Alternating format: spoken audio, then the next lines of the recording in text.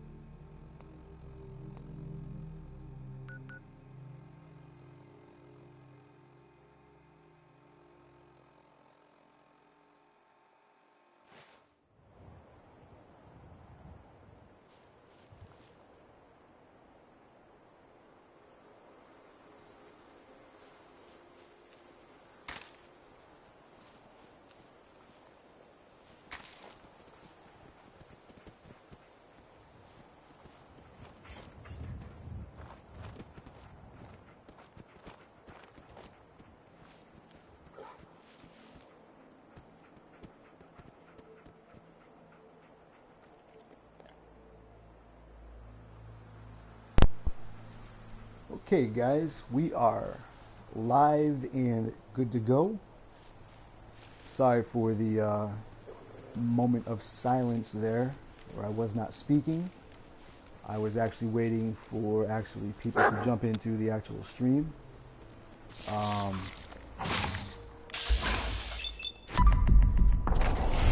So I figured that I would just start the dialogue right now.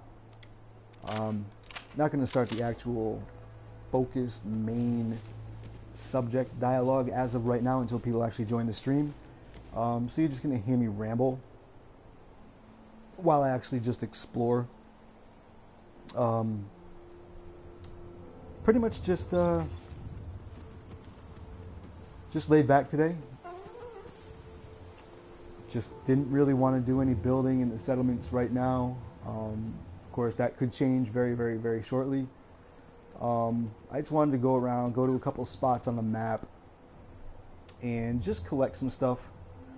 Again, I'm still doing certain things to a few of my settlements, so I'm still collecting certain objects and items like armor and weapons and stuff like that in order to finish, I guess you could say, the aesthetic final touches to all of the settlements. But I didn't really want to focus on that right now. Again, as you can read on the actual message that I have on the screen here, it says, "Welcome to Digital Fusion Live, Episode 1. So before I continue with my rambling, I want to say thank you very much for tuning into the inaugural episode of Digital Fusion Live. It's going to be a weekly discussion, live stream. Not always Fallout 4, not always, this one particular game. I will be varying that up in the couple upcoming future episodes.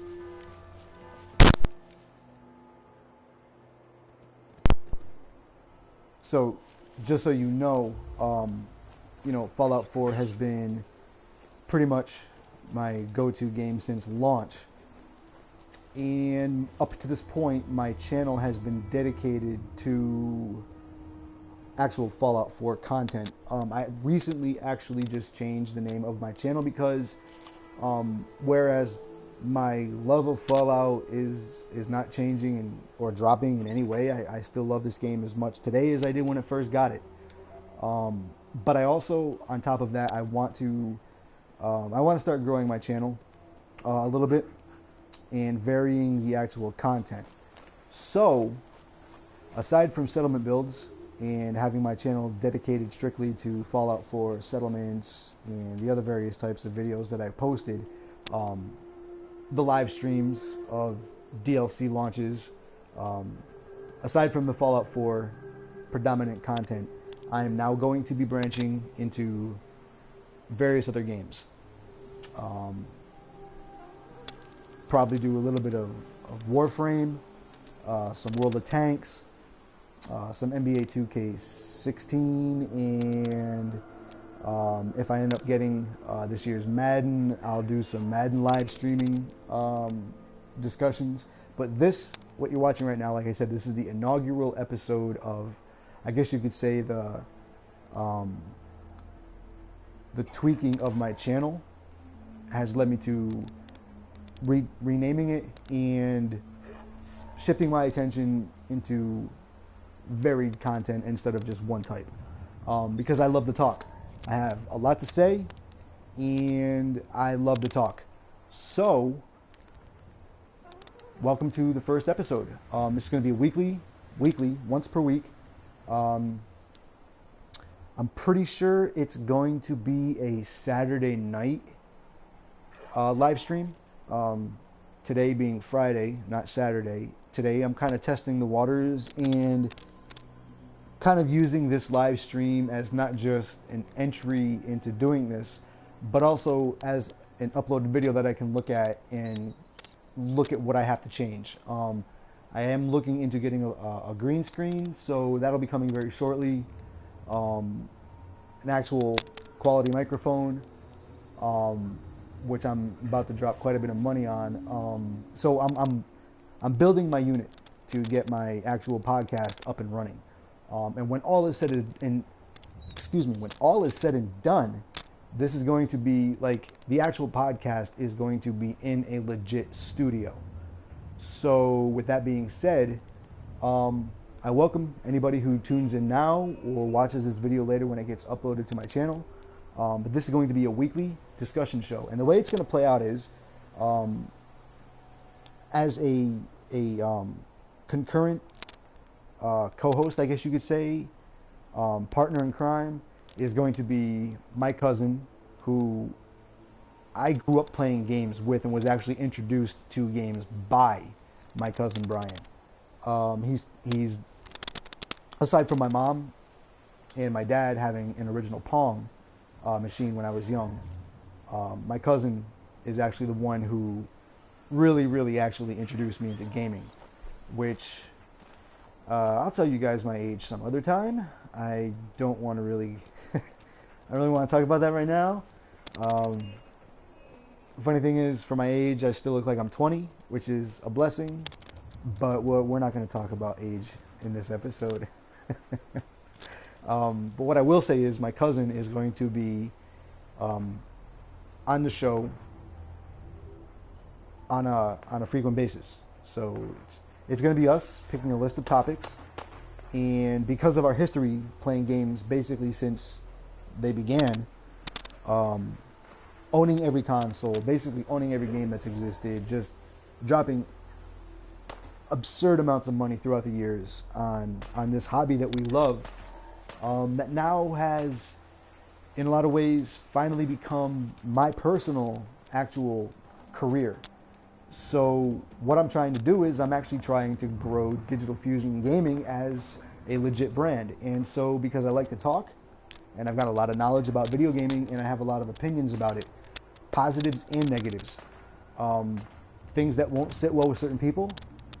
People will dispute some of my opinions and my thoughts, but that's the world that we live in. That's the country that we live in. We are entitled to an opinion, and I'm also open to any negative or positive comments regarding my personal thoughts, because that's how you spark an actual conversation. You know, you can, the way I see it, you can let out, oh, you're a dickhead, you don't know what you're talking about. Just as an example, as a comment from somebody who might not agree with something that I say.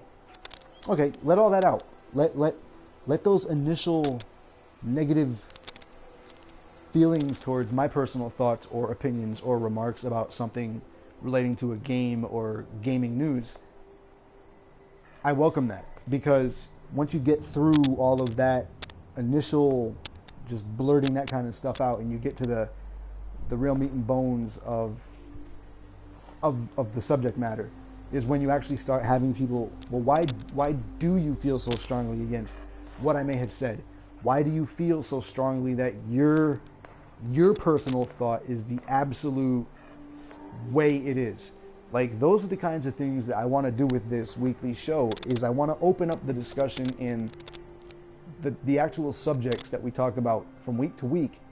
I want this to be an outlet for people who tune in to not only look forward to next week's so that they can jump in the conversation again, but it starts a conversation. It starts, I guess you could say, a real means to get the negatives that we, the game playing consumer, hobbyist, whichever category you want to put your personal reason why you play video games, however it applies to you.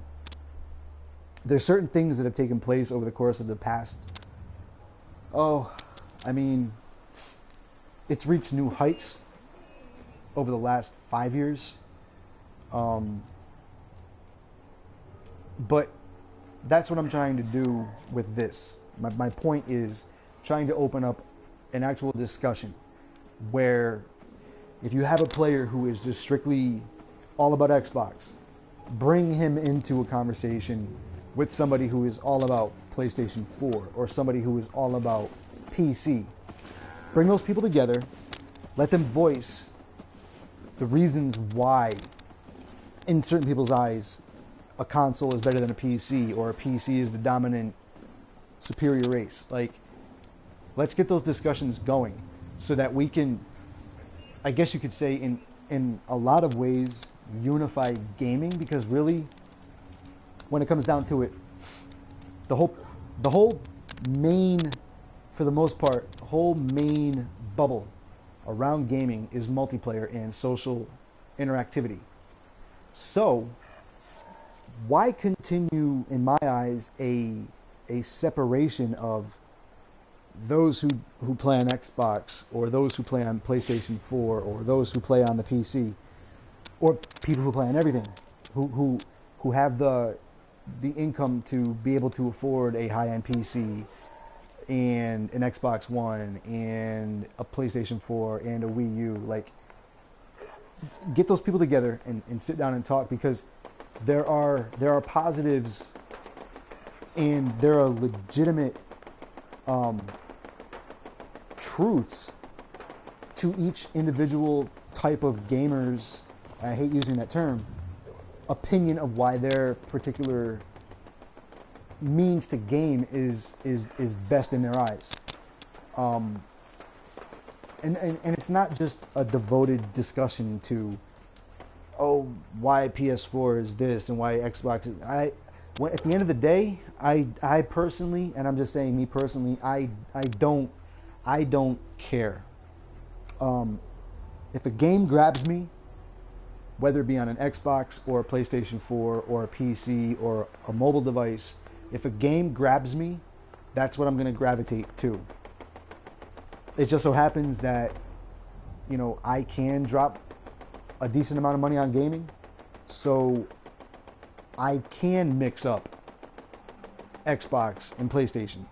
You know, like, I can do those kinds of things because financially I'm able to do it. But I don't favor one over the other. Because in my eyes, growing up with gaming, I've seen a lot of things that were kind of clear sign indicators as to what was eventually going to happen with gaming. Meaning how big it was going to get. Like, there were signs way back when I was much younger playing video games as kind of like this outcast, because I did so. You know, because I wasn't like the jock in high school and stuff like that. Like, I had my close knit group of friends. I was known by everybody and liked by everybody, so I didn't have any enemies, and I wasn't like that kind of a kid in high school. But I had my select group of friends who, we were into different shit. We weren't into sports. We were into video games and comic books and that kind of stuff. Like, we just always liked having fun, you know? My point is, going fast forwarding to the way it is now, is there's a lot of things that I think, I don't want to say younger generation of video game players, because that's like, I don't want to say that because that sounds kind of like an insult, or because you're a younger gamer, you can't have an understanding of the history of gaming and how far it's come. Like, that would be so I can't say that. So instead of that, what I will say is this: individuals who are just recently getting into gaming for the first time, and not being there through the 70s and 80s, 90s, early 2000s, all the way through to where we are now. For those people that didn't grow up, like, I'm talking like your entire childhood was gaming. Like, that's what you grew up around. And basically that's what you lived off of, was you and your buddies and your video gaming magazines coming in the mailbox, or going to local magazine store to pick up all the newest issues of GamePro and EGM and Nintendo, and not Nintendo Power, but like knockoff Nintendo magazines, because there was a bunch of them when I was growing up. There was a bunch of like unauthorized Nintendo magazine publications that were just like, when I walked into my Walden Books, which was my area mall, had this bookstore, you know, like any other brick and mortar small mom and pop type mall has. My Walden Books had a huge magazine rack, and the bottom, like the bottom entire portion for the most part, was comic books, Fangoria magazines, and like horror movie magazines and that kind of shit, and predominantly held up by every kind of video game magazine you can think of. And that's how we got our news. So you gotta understand, when I grew up with, you know, gaming now, that's kind of like set like the standard of like what does it take to be considered a timeless classic type of game, like a Legend of Zelda, a Myst, Super Mario Brothers, Metroid, like Tetris. Like there's certain games that have this thing, you know, or things that just make them timeless, that all games are inevitably compared to, just like in movies, just like in music, just like in novels. You know, growing up, we didn't have the internet. Like, it's hard to imagine, right? Like a world where you didn't have any of this. Like, that is how I grew up. I grew up with there was no GameSpots, there was no IGNs, there was none of that. It was paper magazines that you waited month to month. That's how you got your news. So, you know, with just that, the information of how you got gaming news, even just that one area of gaming, has changed so incredibly dramatically from when I was a young kid to where I am now as a young male. It's amazing. It's amazing. And I'm going to save this topic for another episode, but what all this does is this leads me into what I wanted to do with this actual weekly show, was drop 2 or 3 topics and just go down the list and have people come in and leave their comments, open up a discussion to let people voice their opinions on why this is that way, or why you feel this way about this, or whatever the case may be. Or, like I said, your thoughts on things that I personally share. I want this to be kind of a thing where we can start this as a small type of thing that, you know, it'll eventually reach more and more people. But I want the actual voice of those who buy video games and those who are so devoted and invested into it, not just as a hobby, but maybe even as a career or a livelihood. Getting those people who invest their hard-earned money into the entertainment that we've chosen to, you know, to do that with, being gaming. I want those people's voices and opinions and their thoughts to actually get to the right people. Like, in my mind, like, corporate, in any of these companies, whether it be Bethesda, whether it be Nintendo, whether it be Sony, whether it be Ubisoft, whichever one you want to think of, even though it is a billion-dollar business and it's growing more and more, as much as it is a business to make money, you have to understand that from a corporate standpoint, they also obviously have to start caring a little bit, if not a lot more, about the quality and the practices that these corporations are using to get us to buy these games or these consoles or these accessories, yada yada yada, all the things tied into playing video games. Because as of the past couple years, I've noticed a huge increase in, basically, I don't want to say lying, lackluster products, I guess you could say.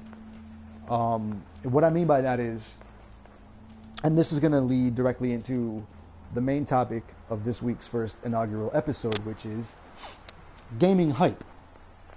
So, the trend that I've noticed growing more and more over the past few years is the levels of hype surrounding a lot of key games, AAA games, even some indie games. I've seen it in any genre. I've seen this growing issue of gaming hype reaching this level of just unreachable levels. What I mean by that is there has been so much hype generated around many of the games released in the past couple years that there is no product that could ever live up to that type of a hype. And it's getting to be an issue in gaming because you have these levels of expectation that it can't be achieved. And it's almost, how do I say this the right way? It's almost starting to really damage gaming in general. The reason I say that is because growing up through the video game crash of 1983, I remember when I went into my local Caldor. Caldor used to be kind of like your Bradley's or your Target or your Walmart that you see today. Back when I was a young kid. And, it was set up like any kind of department store. You'd have your clothing sections broken down by gender. You'd have your kids section, your baby section, and, of course, an electronics section. So, I remember when the crash happened, I remember going into Caldor and just seeing bins and bins and bins of just like every Atari 2600 game that you can imagine, like for $2, $3, because like the industry had basically collapsed. And so I'm not saying that we're in a situation where we're necessarily going to see another video game crash, because I think it's too, again, I don't like to use this term, but I think video gaming is just too mainstream now. It's too it's as dominant as movies, music, television. It's like it's a thing that exists among those other types of media that have been around for years. So like it's mainstream, like it's a part of culture, it's a part of society. So with that said, I think it's safe as far as a collapse of an industry, but I do think that it rather than attracting many more people, if it keeps going the route that it's going, it's only going to attract many people, if you get what I'm saying. Because there has been, and this whole gaming hype, and this is going to be my opinion, so just let me say what I have to say. I'm not basing this off of anything that I read. This is just my personal opinion. I remember, like I said, back in the day, going to a magazine store, local bookstore, going to the magazine rack, picking up the newest issue of GamePro or Electronic Gaming Monthly or Next Generation magazine or whatever, and like seeing 2 or 3 screenshots, because that was really all we got, unless it was like the cover game that was featured that month where you got like several pages of screenshots. You really only got like 2 or 3 screenshots of a game when you first found out about a game.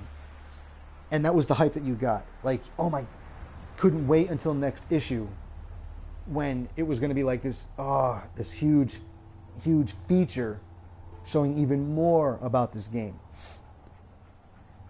But now, to me, it's like the hype that I had from that was much different, because there wasn't there wasn't this level of like every game that had to come out had to be better than the next game. Like every game that came out was pretty much, well, it worked in a weird way. It followed like weird gaming trends. Like for a little while it would be about platforming games and then shooting games and then beat 'em ups and then arcade style shooter games. Like it was all these different like small little trends that would come through like the Nintendo era, like Nintendo Entertainment era, you know, and like even with like the Genesis, like it was the same type of thing. Like you had a lot of overhead space shooters. You had a lot of beat 'em up games like Final Fight, Streets of Rage, actually on the Genesis. My bad. Final Fight was actually in the arcade and Super Nintendo. But anyway, my point is, it was a different. It was completely different because it wasn't as big as it was now. Like gaming, when I was younger, it was still a niche thing. It wasn't a mass appeal type thing. It was a certain small demographic of people were into it, and it just caught on over the course of the years, you know. But the hype for a game back then was different because we didn't have these expectations of, oh, this is going to be the most, this is good. Like we got excited over not just a game coming out, but like multiple games. Because like there was times when there was just hit after hit after hit after hit, just ridiculously great game after great game after great game after great game, you know. And then you get to a point where, you know, you'd have like some iffy kind of crappy games come out for a while, and then it would amp up again, and you'd have like all these hits. But now, to me, see, back then games weren't disposable. What I mean by that saying is games now are treated as disposable because the longevity of a game is, well, it's disposable. It's treated in a more disposable type of way. Most games that come out, really, how long do most people who purchase most of the games that come out, how long do those players actually stay with that game before they feel the need that they have to get the next hot thing that comes out? And that's a concurrent thing. Like everybody's hyped up and hyped up and hyped up about, let's use No Man's Sky as an example. No Man's Sky comes out, and yeah, that game has been surrounded by a lot of negatives. But again, even with the negatives aside, it captured a small fan base, and it's going to grow as a game and a franchise, and it's going to get bigger, and it's going to get better as time goes by. The initial launch, yeah, it was rocky, and it was, you know, it's brought about a lot of questions from the developer, the main person in charge of Hello Games I'm talking about.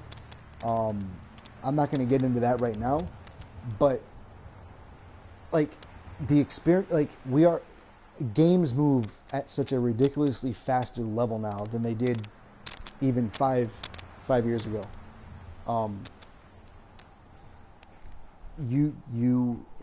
It's almost as if a game comes out and it's good for a week, but then you have to get this next game because everybody's going to be playing it, and then again a week after that, here comes the next. Like it's just this, like,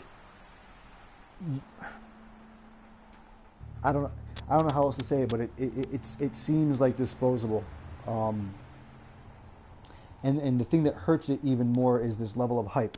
Like I said, I can understand, you know, a publisher wanting to market and get their game out to the public to get them excited for that particular game or product. I obviously totally understand that. But when you start not only holding back content or chopping it up into DLC or in No Man's Sky as an example, you know, there's a big debacle going on right now saying that Sean Murray, who is the head of Hello Games, had said in interviews months ago that No Man's Sky is going to have a multiplayer. You will be able to see each other if you, for some reason, end up on the same planet. Blah, blah, blah, blah, blah. I'm not going to get into that. But as it turns out, this led to a bunch of drama because two individuals reportedly ended up being on the same planet face to face but couldn't see each other. There was no multiplayer interaction. There was no nothing. So that has stirred up this big hornet's nest as far as, well, did they lie? And it's leading to more things being unraveled that were said way back when the game had been marketed over the course of these past couple of years. And it's building a more negative atmosphere around this game, much more in a way that I think anybody even anticipated. And that leads me to what I was saying, gaming hype. So, like, we seem to be on this path of, well, we all know of, and again, I'll use No Man's Sky as an example. No Man's Sky was pitched, and it tore up the internet. Like, everybody was abuzz. Everybody was like, wow, oh my god, like, I cannot, holy. It blew everybody's minds that something this ambitious could actually be made.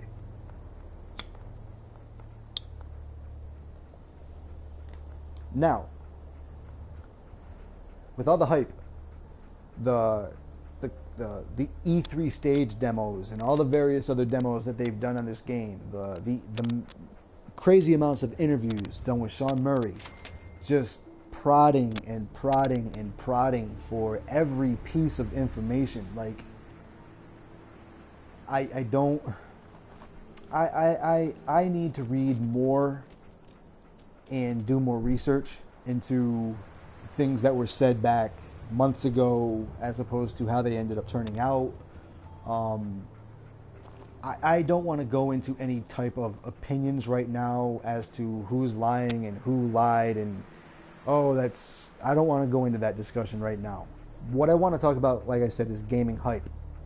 And there seems to be a trend with whether it be the fault of social media or gaming sites like IGN, GameSpot, all the various other outlets that do 24-hour video game coverage. In a lot of ways, I do hold those outlets in a lot of ways responsible for the way gaming has gotten to be. Because with those gaming sites and outlets, it's all about, like, you have to retain, you have to have a certain amount of people coming to your channel. You have to have, like, that's how you get your bills paid. That's how you pay your employees. Like, so they have to keep up with everything. And in order to draw people, you have to give them massive amounts of information on as much as you can. And a lot of times that boils over into overhype. When you continuously go to a trade event and you have played this game and you come back from it, and because the thing that I find hard to believe is I've been to E3 several times. I've played games before anybody else has seen them. And the funny thing about it is I can't tell you one that has been that drastic of a different game when it released after being shown at E3. So what you play as, and I'll use this as an example, say somebody from IGN, when you go to Bungie and you sit down and you play the newest Destiny expansion, or you even play, let's say, No Man's Sky at a closed gaming outlet behind the scenes sit down where you get to play the game behind closed doors and actually get a first impression of it. so that the developers can prod your head and get your opinions as to what you like and what you dislike, so that they can focus test it more and they can make changes, because that's how it goes with gaming. A lot of these outlets tend to suck the blood out of a lot of games that are coming onto the radar, and because they need to get views and they need to get people drawn to their website, and because it's a competition from one outlet to the other, they have to keep giving. If a group of people is interested in a game and one outlet gives them a massive amount of information regarding that game, more and more of that fan base is going to come to that particular channel, and they're going to tell their friends to come there as well. That's how it works. It's like a mushroom effect. You draw more people in, more people see that you're covering a particular item in a higher level. They're going to tell their friends, no, you don't have to go to GameSpot because IGN has a weekly show that they're dedicating to this. Like that's what it's all about. And so because there's a competition between these outlets to get people to come to their channel, to watch their videos, to watch their live streams, they need to give you as much information and keep throwing it down your throats, making you think that this is going to be this epic, amazing, like life-changing fucking event.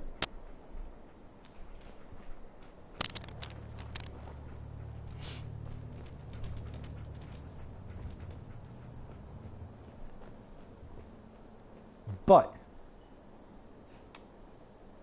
on the flip side of that, the weird thing about it is, from my experience going to E3 and playing games for the first time, and then remembering what the final actual product released that I got to go to a store and purchase and take home and play, was the same game that I played at E3.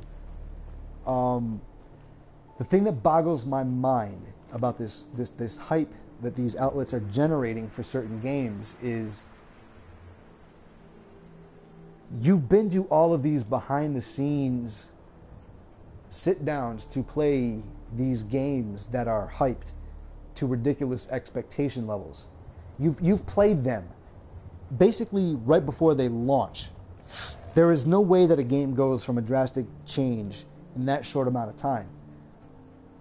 But yet, your initial impressions throughout the course of continuous coverage of this particular game, we're using No Man's Sky as an example, your continuous behind the scenes or little snippets of information like, oh, this many planets, or oh, you do this, oh, we data mined and found out that there's this new ship. Like, the more of those tiny little details that you keep just throwing out and throwing out and throwing out and throwing out, you're making a checklist of features and expectations of a game that actually all tie into only one actual thing, rather than a series of actual things.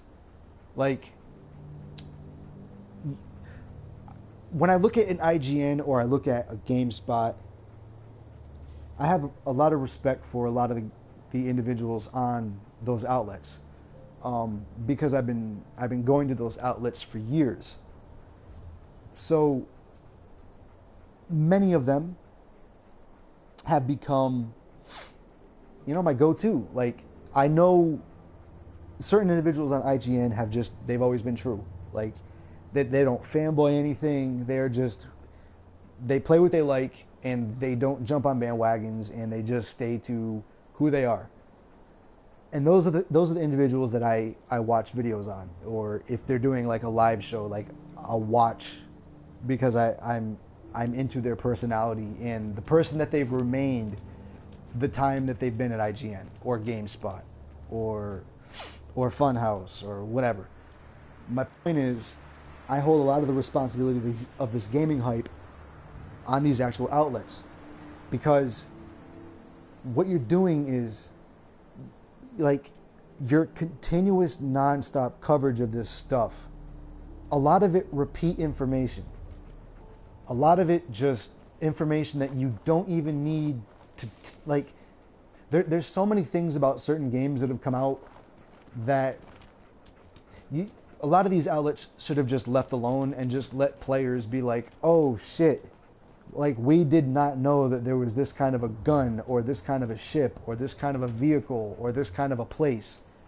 But these outlets, they show you every single thing about this game, and us watching all of this content it's an automatic human nature to take all of these massive amounts of information that they're giving us about this one particular game, and our psyche is telling us, oh my god, like there is just so much to like there is no other game that has ever been like this, because just look at all this coverage, look at all the information coming about this, like look at, oh my god, and it swells up into this level of expectation where no product, no game, no movie, no book, no television show, no nothing, no car you can purchase, no pair of fucking sneakers, none of that shit could live up to any type of hype of that level. And so we need to take it down a couple notches. Like, if a game is 3 years away, chill the fuck out. Chill the fuck out with your information about this shit. Like, you don't know anything about this game yet. You don't know shit about it. Stop throwing up these early concept art. Stop throwing up this stupid, like, interpretations of what you think. Stop that shit.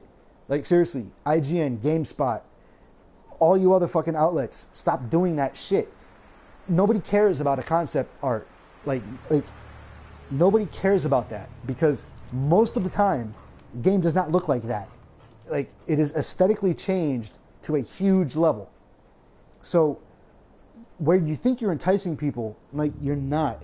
Like, you're not. You're building it up too much, man, and you need to take it down several notches. Like, let games, let them simmer a little bit. Like, seriously, like, let them simmer.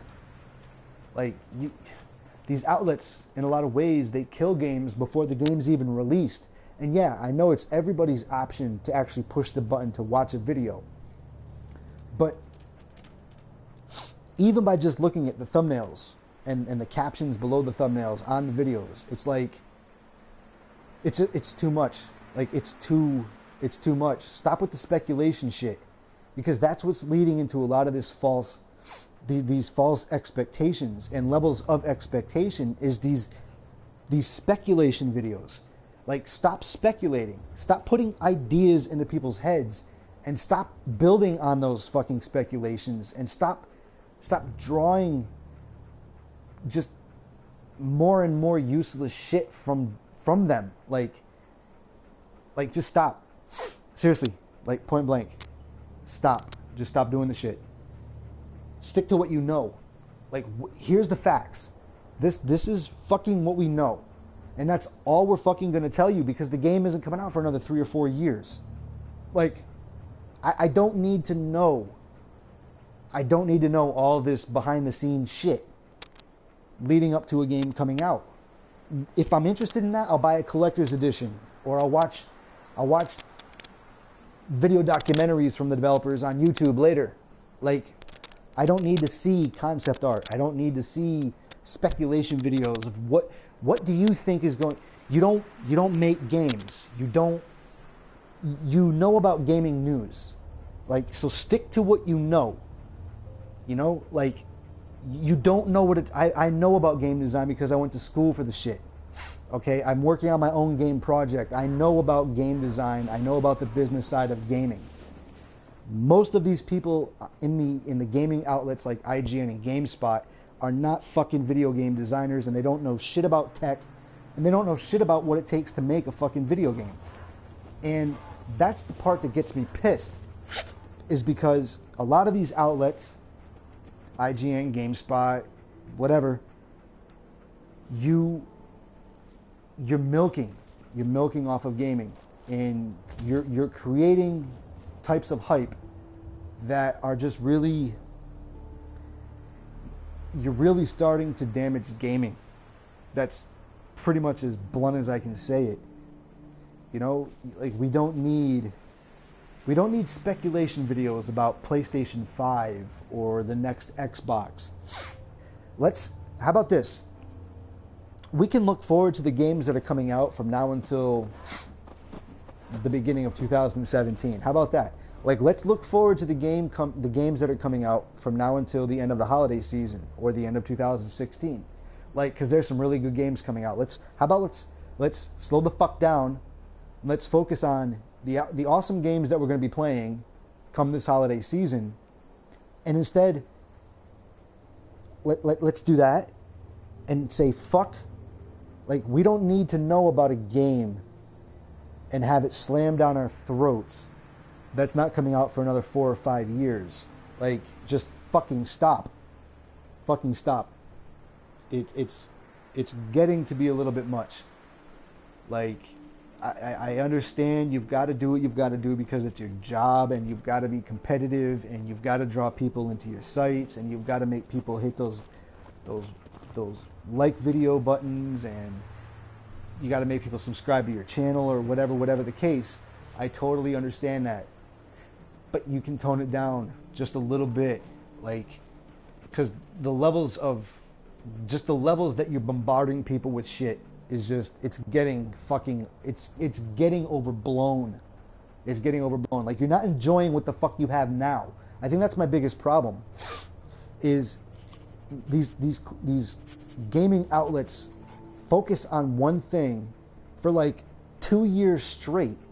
Then when the shit comes out, they move on after 3 days.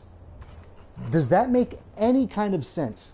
Does that make any aside from the fact that maybe people aren't clicking on the videos because that game didn't sit well with people, but the point is, you've wasted 2-3 years of non-stop fucking news about this particular game, and then you're dropping it after 3 days of it being out on the market? That makes no fucking sense. That makes no fucking sense whatsoever. I can't imagine them doing that in, say, professional sports. Everything leading up to the fucking Super Bowl, but yet nobody ends up tuning in to watch the Super Bowl. Nobody actually goes to the Super Bowl, but everybody finds out the fucking score 2 months later. Like, really? Really? Yeah, that's like, I've personally, I've found out personal ways and little tricks to personally keep myself from falling into hype surrounding video games, and I've been doing so for the past several years. One of the things being, go black. To be honest with you, go dark. You know, you can watch the reveal trailer for a particular game. You can do all that kind of shit, but just don't look at any other videos until the shit comes out. Keep that excitement level built. You know what I mean? Because one thing that I've learned since I've taken down my hype level when it comes to gaming is I don't let my expectations grow too high. My excitement over a brand, like, say, I'll use Fallout 4 as an example. Incredibly excited for Fallout 4. Incredibly excited. I'm a huge Bethesda fan. Absolutely love the Elder Scrolls series. I loved Fallout 1 and 2 on PC. Absolutely love Fallout 3. Absolutely love Fallout New Vegas. And I absolutely love Fallout 4. That's my personal opinion. You know, I know it's got flaws. I know there's definitely things that are wrong with it, and I'm not advocating it in one bit that it's like the perfect game, because it's nowhere near it. It's got a lot of issues. But you know, my point is, you know, I will see like a couple teaser trailers for a particular game that comes out, but that's it. I stopped watching behind the scenes, talking to the developers. I stopped watching video documentaries about certain games. I stopped watching discussion videos because I want to be left in the dark when it comes to certain aspects of a game. And it's made gaming a lot more enjoyable for me since I've done that. You know, I know about a game that's coming out. You know, early reveals will let me know if that's the type of game that interests me. And if it is, then it gets put on my list of okay, so this is the release date for this particular game. Um, it's what I'm looking forward to. And as we get like a month before it comes out, I'll jump into YouTube or I'll go on the net and I'll check out some new information about the game. And that's about it. I for the most part, stay dark. And it's just, like I said, it's made gaming a lot better. I know everything that's coming out. I know everything's release date. I know all of that stuff. I know all the newest, tech news and all that kind of stuff. But when it comes to the actual bread and butter details about a particular game, I don't need to know. I don't need to know. I'd rather be surprised. I'd rather be able to get that game on launch night, come home, and have that level of excitement where I'm learning and seeing all this stuff for the first time. That's why I really don't watch. I don't even watch movie trailers, because nowadays movie trailers show you most every single one of them shows you some of the most like integral parts of a movie. I don't need to see that. Like, I know it's coming out. I'm excited for it. That's all I need to know. But anyway, gaming hype. It's reached all new highs, folks. And yeah. So anyway, I'm going to end it on the hour mark here. I'm going to come back later, and I'm actually going to do some gameplay. Like I said, I was pretty much doing this first episode as a test run just to see mic levels and video quality and all that kind of stuff.